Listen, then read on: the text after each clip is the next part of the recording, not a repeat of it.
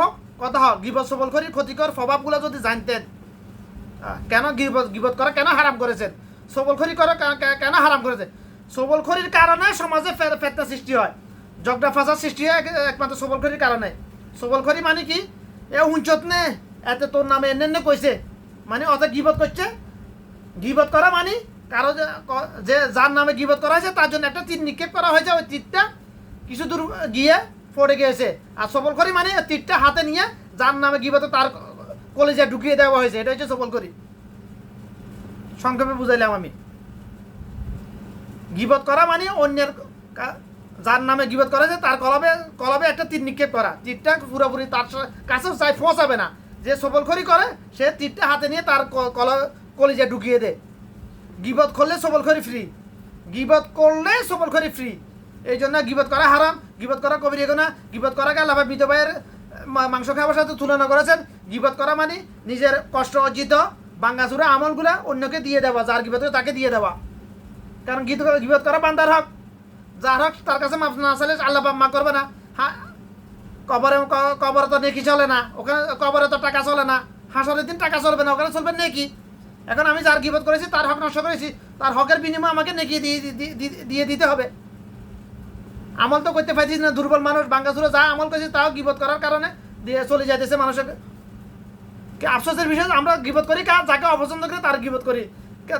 কিন্তু দেখুন শয়তান কিভাবে গীবতটাকে মানুষের জন্য চা নাস্তার মতো উপস্থাপন করেছে। যাকে অপছন্দ করি তার গীবত করি বেশি আমরা, যাকে পছন্দ করি তার গীবত করি না। উল্টা কেউ তার গীবত করলে, সমালোচনা করলে আমরা বাধা দিই। এই তুই ওর নামে কেন হক কথা বলতেছে, সত্য কেন বললি, ওর নামে কেন এমন কথা বলছে, এরকম করে ওই এরকম এত ভালো মানুষ।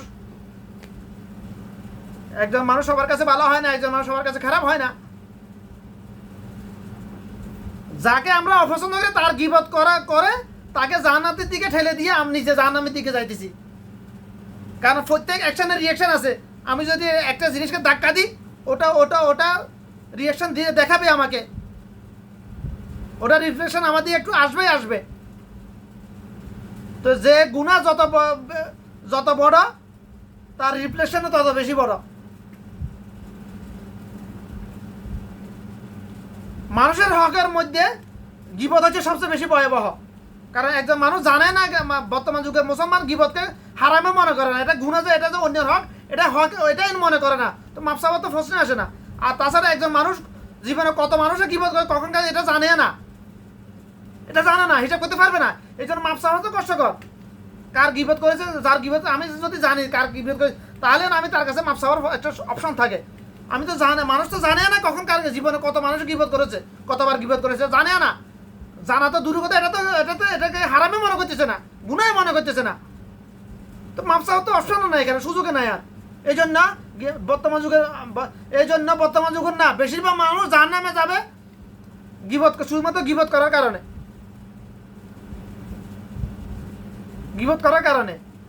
গীবত করা মানুষের হক। আশা করি কথাগুলো বুঝার চেষ্টা করবেন। আমার কথা পছন্দ না হলে অসুবিধা নাই।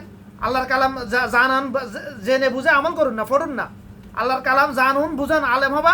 তলাবুল ইলমি ফারিদাতুন আলা কুল্লি মুসলিমিন, আলেম হবা সকল মুসলমান নারীর উপর ফরজ। এটা শুধু ধর্ম ব্যবসায়ীদের জন্য নয়, এটা তো ধর্ম ব্যবসায়ীদের একটা পলিটিক্স। সবাই আলেম হলে আমরা ধর্ম ব্যবসা করবো কিভাবে, আমরা তাবিজ বেশি পানি ফরা দিয়ে খাবো কিভাবে, পয়সা কিভাবে উপার্জন করবো। ওদের একটা পলিটিক্স, সাধারণ পাবলিক যেন আলেম না হয়, এটা তো ওদের চাইল। এটা শত বছর আগে থেকে শিক্ষা ব্যবস্থা এভাবে চালাইতেছে ওরা। সবাই আলেম হবি না, আমরা আসি না, ধর্ম ব্যবসায়ীরা আসি না, আমাদের কাছে আমরা দোয়া করে দিব।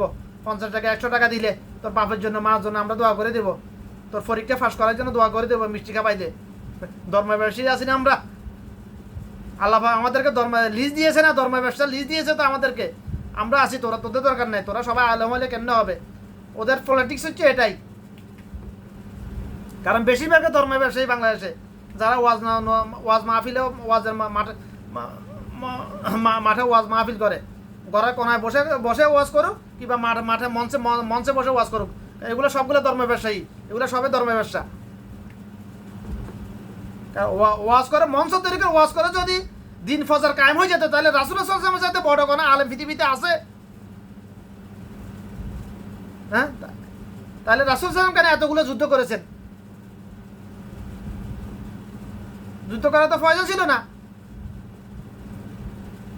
কারণ মক্কার সকল আদম সন্তান, আরবের সকল আদম সন্তান রাসূল সাল্লাল্লাহু আলাইহি ওয়াসাল্লামের কথা জন্মসূত্রে বুঝতেন।